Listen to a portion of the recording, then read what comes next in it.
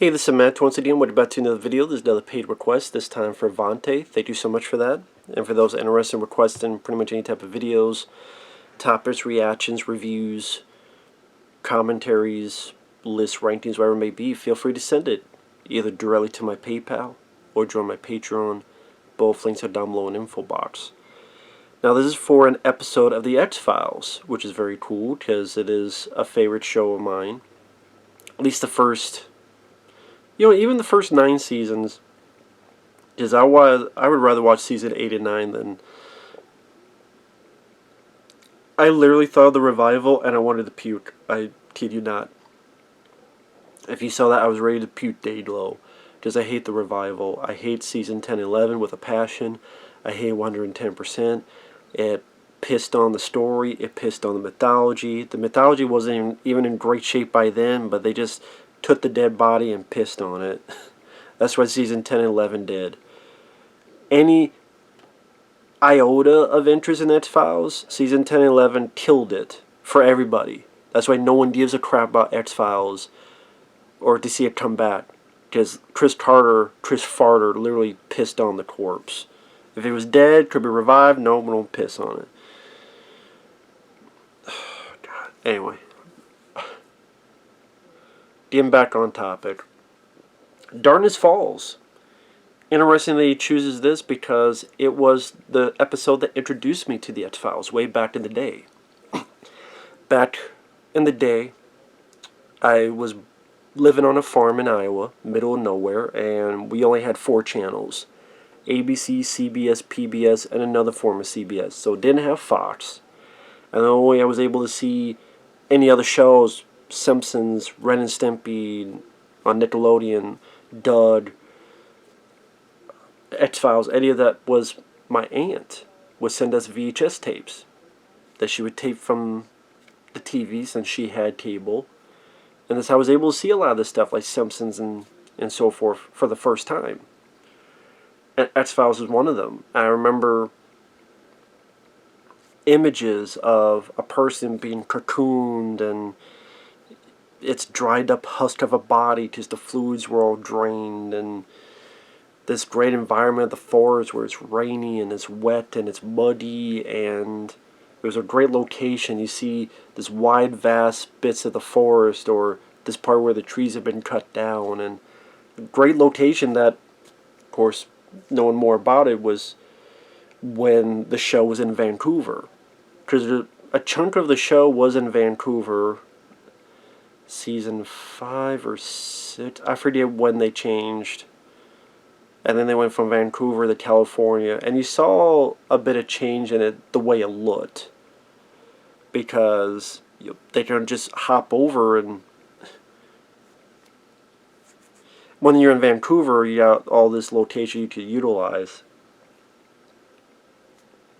And I think they should have stayed in Vancouver, but I mean, I like some of the later seasons. Season 7 gets a lot of hell, but there's a lot of episodes I like in that.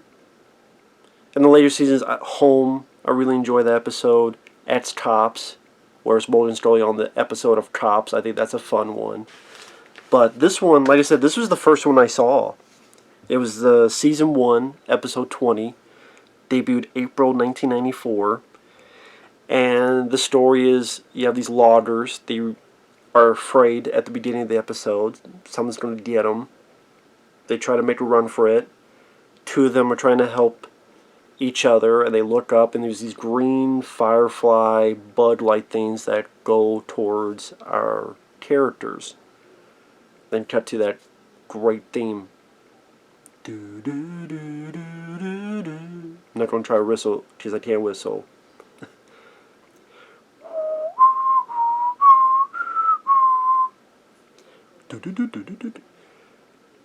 I remember when I first saw then that theme, I'm like, wow, this is a really cool, creepy theme, and this is a creepy episode, and okay, I'm down for this show.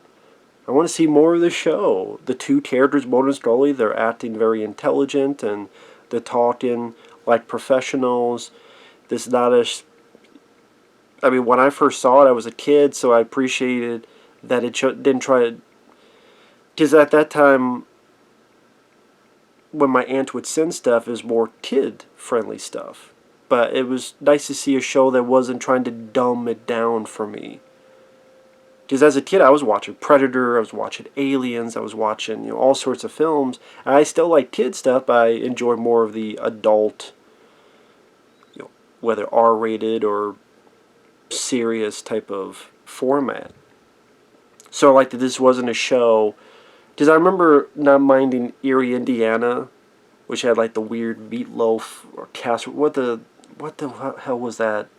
Like the containers. Erie. If people see Erie, Indiana, you know what the hell I'm talking about with the containers and leftovers. I think when I first saw the title as a kid, I thought it'd be like that show, but the fact it was much more serious and much more, again, at that time, sophisticated. I actually appreciate it. Still appreciate it. By the way, they disappear. All the loggers disappear, so Mulder and Scully are sent out to figure out what's going on. Mulder maybe thinks it could be Bigfoot. Oh, well, no, that's not true. Scully says Bigfoot. I like what Mulder says. Nah, doubtful. That's a lot of flannel to eat, even for Bigfoot. But there was, way, way back to the day, another group of people that disappeared. So there's something weird going on. And they meet up with the term is Federal Forest Service. I recognize the actor as Jason Bidet. I went, oh, he's in this. Because as a kid, I didn't know who he was. He was longtime friends with David Duchovny, and Jason Bidet is the lead guy in Monkey Shines, which is in my top 5 favorite George Romero movies. I really do enjoy Monkey Shines. I'm like, that's who it is. Okay. So that was very cool to see. And he and others think is eco-terrorists. So I love the location in this episode. I love them going out in the forest and you lush landscape of trees and greenery. There's certain shots where they're in the middle of all these trees that have been cut down. It just gives the episode a bigger scope and a bigger feel when they're out there out on location. And they're also with this other guy's joined them too, so there's 4 of them. And you see the deforestation of the land, and when they least to know, they find a cocoon in a tree. And this is something I remember ever since I was a kid. Like, what the hell is that? That's a big cocoon. They bring it down, and there's a person inside who... really good practical effects. This dried husk of a human. The fluids have been drained. How the hell did someone or something gets a man up there? And Mulder's like, itsy bitsy spider. And even as a kid, I liked Mulder's dry sense of humor. That's the idea. I liked that Mulder and Scully were trying to talk to each other as professionals, as adults. Again, it wasn't trying to dumb it down for me. And like I said, I appreciated that. And then they meet this guy, Doug Spinney, one of the eco-terrorists. And that guy I recognize too is Titus Welliver. He was on the TV show Lost, Sons of Anarchy. He was in this TV show called Bosch. I've seen him pop up quite a bit of stuff. And he did a good job as well. I liked him. He plays it off cool. And, I just liked his performance. I liked the way he played the character. He's trying to warn them, but he's not being over the top, or he's not being campy about it. Far from it. And these ideas, these sci-fi ideas that X-Files would come up, that as a kid, when I did finally get to see it on cable, and I think before then I was seeing on VHS tapes, because I really liked the X-Files, and then the store that was the best store around where I grew up, On Q, they would have VHS tapes of X-Files. Be, oh yeah, let me see these tapes. And my mom was very gracious enough to get them for me. And there were VHS tapes where there were 2 episodes per tape. And I would get into Squeeze and Tunes and That's how I was able to see the first a chunk of the first season. Die Hand, Die Verlitz, and a few others. I like I really get into the sci-fi ideas that would pop up in each episode. Like in this maybe this volcanic eruption, radiation. There's this extinct larva and these eggs, and the eggs they were, well, as the rooster answered for me, one of my neighbor's roosters answered for me. They came out when the tree was cut down. These trees that were 500-600 years old. And yeah, the bugs, when you see them, it's not the best effects. I mean, this is April 1994. It's a TV budget. And this is their first season. And this is the thing with the X-Files. No one thought this would be a big show. In fact, Fox at the time thought the big show was going to be Bruce Campbell's Adventures of Bristol County Jr.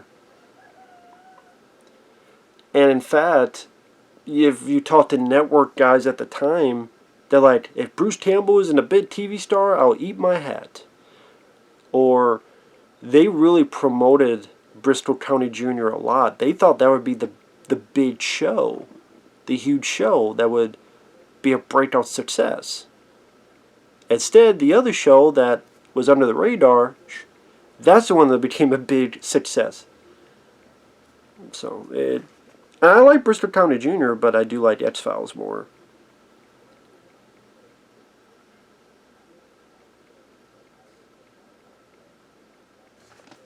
I thought that the episode had a nice tension to it because you had this hopeless idea of it's over a day's hike. Phones in 1994 were not how they were in nowadays.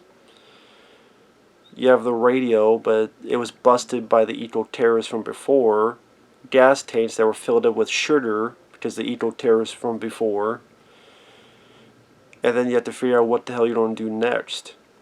So Mulder trusts Spenny, says, if you trust me, I can get us out the next day. And this is also, when you look back on it, this is the first season, so Mulder and Scully still have this...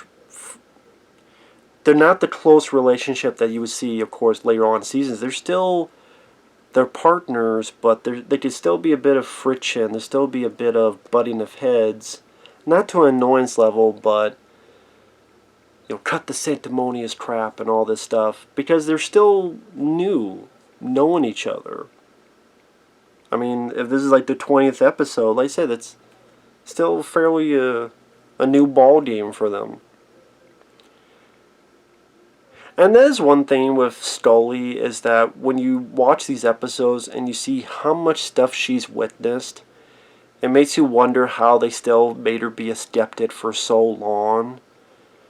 That's what I mean, is that the credibility of Scully got less and less with each season, the more they kept with the idea that she was the skeptic. It's like, so really, Scully, you think that's crazy? Look at all this shit here. You got cocooned by bugs in season 1, and you almost got your fluids dried out.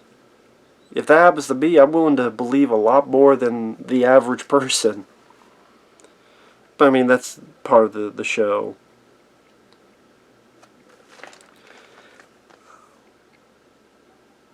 But again, there's some nice tension, like when Mulder, Scully, and Jason Badet's character, they're left in this house and the generator's running lower and lower on fuel, on gasoline, and they could see the bugs in the dark, and it's on her hand. She's freaking out, understandably so. It's like, no, they're still here. It's just the light doesn't make them swarm. I think this was the first film I had seen that idea for film, TV show. I'm not saying this was never done before. I'm saying this was the first time I saw something that you were safe in the light. Again, there was stuff that was done before that detailed that, and a lot of stuff afterward. But again, as a kid watching stuff, this was the first time I had seen that story.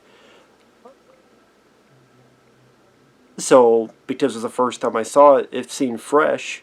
that, oh, safe in the light? That's a cool idea. I like that.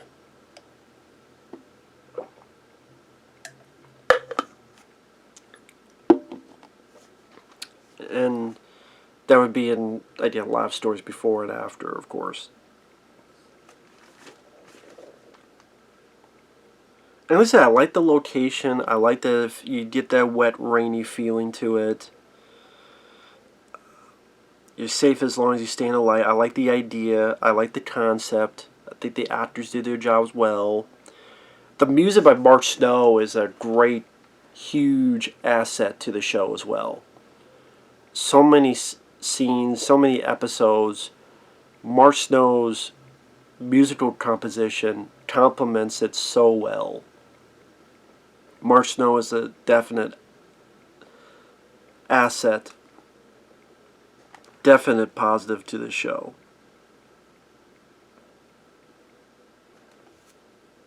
And sorry, I'm pausing because I don't want to forget anything.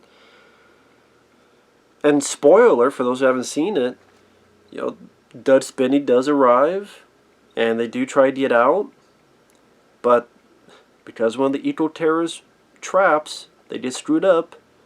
So I guess that's sort of a karma for Spinney. Now, granted, if they don't swarm in the light, it makes me wonder, would they really hurt Spinney when he's in front of these very bright headlights? Like, he's in front of these headlights, so really he should be fine. And then part of me is like, why don't you just kneel down by the headlights? Just kneel down by the headlights, wouldn't you still be fine? Because if they don't like the light, and you're right in front of the headlights, wouldn't you be safer? I don't know, maybe they're like, fuck headlights, we don't give a shit about headlights. But yeah, Spinney runs off.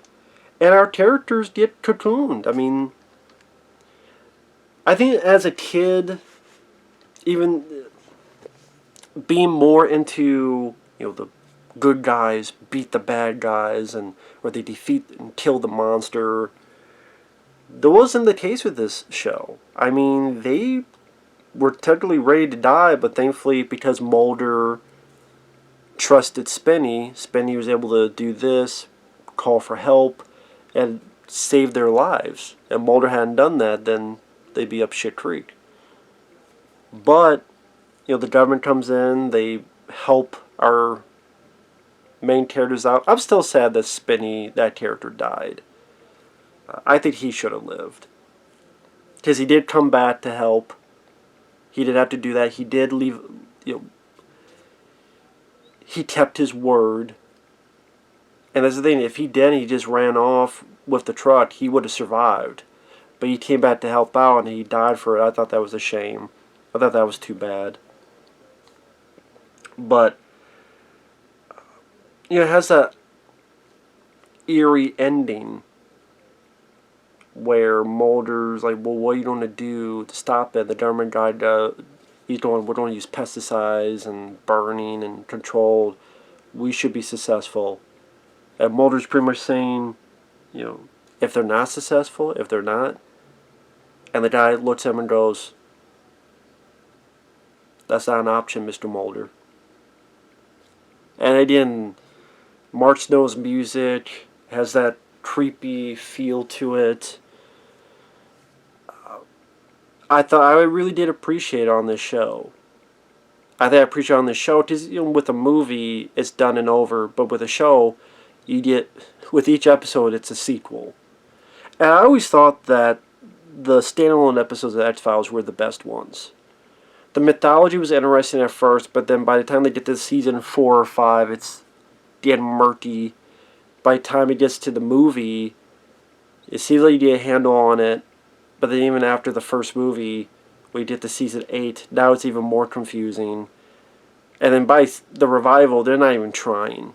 They're literally saying, oh, all these years didn't matter. It's a retcon. Yeah, retcon my thumb up your ass, Chris Farter. But, yeah, great, eerie, creepy episode. It was great to revisit this again. Really enjoyed it. Really liked it. It was... brought back memories. So, had a lot of fun revisiting this. So, thanks once again, Vonte. Thank you guys for watching. Take care. we'll see you guys later. Bye-bye.